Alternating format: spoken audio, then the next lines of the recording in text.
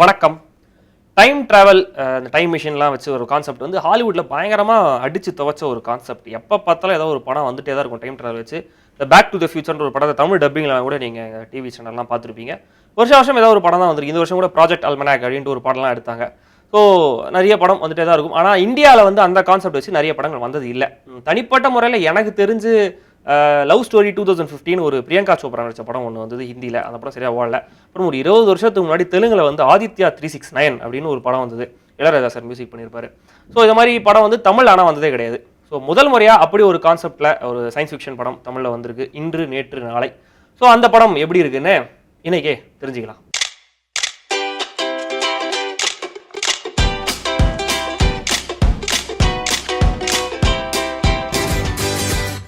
இன்று நேற்று நாளை புதுசா ஏதாவது சொந்தமா தொழில் பண்ணி சாதிக்கணும்னு நினைக்கிற ஹீரோ விஷ்ணு, அவருடைய ஃப்ரெண்டு கருணாகரன் ஜோசியம் பாக்குறேன்னு பயங்கரமா ஃப்ராடு தனம் பண்ணிட்டு இருக்காரு.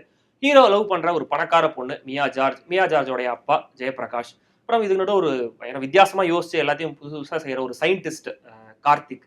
ஸோ இந்த சயின்டிஸ்டும் ஹீரோவோட ஃப்ரெண்டும் ஒரு இடத்துல மீட் பண்றாங்க. 3 பேருக்கும் ஒரு டைம் மிஷின் கிடைக்குது. ஸோ அவங்க இந்த டைம் மிஷினை வச்சு என்ன பண்ணாங்க? இதுக்கு நடுவில் ரொம்ப வயலண்டான ஒரு வில்லன் சாய்குமார் வராரு. அவரால் ஹீரோயினோட அப்பாவுக்கு ஆபத்து. ஸோ அது என்ன ஆச்சு? இப்படி எல்லாத்துக்கும் ரொம்ப புத்திசாலித்தனமா, சுவாரஸ்யமா, ரொம்ப குழப்பாம, அதே சமயம் இன்ட்ரெஸ்டிங்காகவும் பதில் சொல்லியிருக்கிற படம் தான் இன்று நேற்று நாளை. இந்த உலகத்தில் எதுவுமே நிலையானதில்லை. காலம் எல்லாத்தையும் மாத்திரும். அந்த காலத்தை மாத்திர சக்தி ஒருத்தன் கையில கிடைச்சா சான்ஸ்லெஸ். இது ஒரு சயின்டிபிக் டிவைஸ். காலத்தை கடந்து பயணம் செய்வது. என்ன புரிஞ்சுதா? இன்று நேற்று நாளை படத்துல அதிகமா ஸ்கிரீன் ஸ்பேஸ் இருக்கிற கேரக்டர்ஸ் 2 பேர். ஹீரோ விஷ்ணு, அவருடைய ஃப்ரெண்டு கருணாகரன். 2 பேருமே ரொம்ப சாட்டிஸ்ஃபைங்கான பெர்ஃபார்மன்ஸஸா தந்திருக்காங்க. முக்கியமா ஃப்ரெண்டா வர கருணாகரன் வந்து நிறைய காமெடி கமெண்ட்லாம் வச்சு நல்லா ஸ்கோர் பண்றாரு. ஹீரோயின் மியா ஜார்ஜ், அவருடைய அப்பா ஜெயபிரகாஷ், அப்புறம் வில்லன் சாய்குமார், சயின்டிஸ்டா வர கார்த்திக், எல்லாருமே கதைக்கு சரியான பொருத்தமா இருக்காங்க.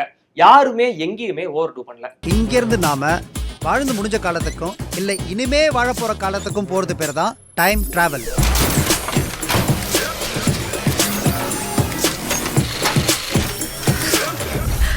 ஒரு படம் வித்தியாசமாகவும் சுவாரஸ்யமாகவும் இருக்கணும்னா படத்தோட கதையோட சேர்த்து டெக்னிக்கல் அம்சங்களும் படத்துல நல்லா இருக்கணும். இன்று நேற்று நாளை படத்துல அதுவும் சூப்பரா இருக்கு. எடிட்டர் லியோ ஜான்பால், கேமராமேன் வசந்த், அப்புறம் art director Vijay Adhinathan, visual effects பண்ணியிருக்கிற ஃபேண்டம் எஃபெக்ட்ஸ், எல்லாருமே படத்துக்கு தேவையான உழைப்பை ரொம்ப சரியா தந்திருக்காங்க. படத்தோட மியூசிக் டைரக்டர்ஸ் ஹிப்ஹாப் தமிழா, அது என்ன தெரியல, அவங்களோட பேர் மட்டும் டைட்டில் வெறும் இங்கிலீஷ்ல மட்டும் தான் வருது. அது ஏதோ குறியீடு இருக்குன்னு நினைக்கிறேன். அவங்களுடைய பாடல்கள் வந்து படத்துல ரொம்ப உறுத்தல் இல்லாம இருக்கு. வெறும் 3 பாடு தான், அதுவும் மாண்டேஜ்ல அப்படி போயிடுது. பின்னணி இசையும் படத்துல நல்லா இருக்கு.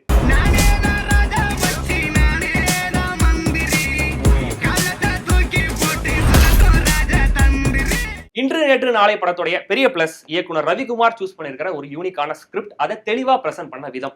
சார், இந்த படம் பி சென்டர் சி சென்டர்லாம் ஓட சார், நீங்க ரிக்ஷாகாரனுக்கு புரியாத மாதிரி படம் எடுங்க சார் நிறைய பேர் இயக்குனர் கிட்ட சொல்லியிருப்பாங்க.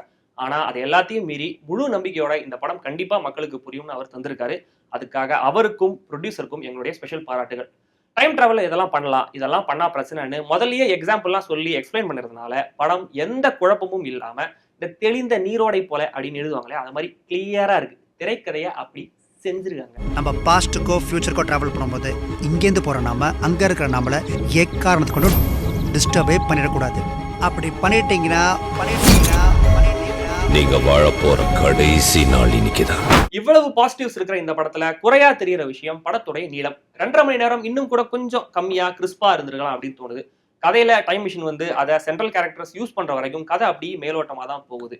ஆனா அதுக்கப்புறம் படத்தோடைய ஃப்ளோல எதுவும் பெருசா குறையா தெரியல.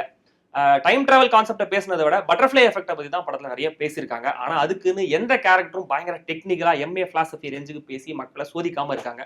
முக்கியமா படம் மொத்தமுமே ஒரு ஹியூமர் இருக்கு. அதுதான் படத்துல பெரிய பலமும் கூட. உங்களுக்கு பாகவதர் பிடிக்குமா இல்ல கிட்டப்பா பிடிக்குமா? எங்களுக்கு எப்பவுமே ரஜினி தான் பிடிக்கும். ரஜினியா? யார் அவர்? எந்த படத்துல நடிச்சிருக்க? ஆங்கிலேய நடிகரோ? மொத்தத்துல தமிழ் சினிமால நேத்து வரைக்கும் வராத ஒரு புது கான்செப்ட்ல, புது ஜானர்ல ஃப்ரெஷ்ஷான ஜாலியான படத்தை இன்று நேற்று நாளை டீம் தந்திருக்காங்க.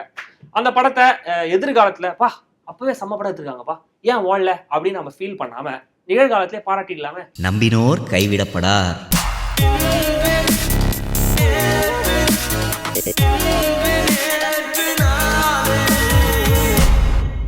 எனக்கு தெரிஞ்ச ஒரே ஒரு டைம் மிஷின் த வாட்ச் தான். படம் பார்த்து முடிச்சுட்டு நானும் என் ஃப்ரெண்டும் டிஸ்கஸ் பண்ணிட்டு வந்தோம். என் ஃப்ரெண்டு கேட்டா, மச்சான் நீ என்னடா பண்ணுவேன் டைம் மிஷின் கிடைச்சா அப்படின்னு. இந்த 2 வருஷத்துல எவ்வளவு மொக்க படம் பார்த்து காசு வேஸ்ட் பண்ணியிருப்பேன். அதெல்லாம் நான் வந்து டைம் மிஷின் கிடைச்சா நான் பாசிட்டிவ் போயிட்டு இந்த படம்லாம் பார்க்காதுன்னு என்ன நானே வான் பண்ணுவேன். நிறைய காசு மிச்சமாக இருக்கும் இல்லையா. நான் கேட்டேன் என் ஃப்ரெண்ட, மச்சான் நீ என்னடா பண்ணுவேன்னு. அவன் சொல்கிறான், அது இந்த பை எலெக்ஷன் வருது இல்லையா, அதனால் வந்து நேற்று டாஸ்மாக்லாம் மூட்டாங்க, நான் முந்தா நேற்று போயிட்டு சரக்குலாம் கொஞ்சம் வாங்கி ஸ்டாக் பண்ணி வச்சுப்பேன் அப்படின்றான். இந்த மாதிரி ஆளுங்களாக தான் இன்னும் டைம் மிஷின் கண்டுபிடிக்காமல் இருக்காங்கன்னு நினைக்கிறேன்.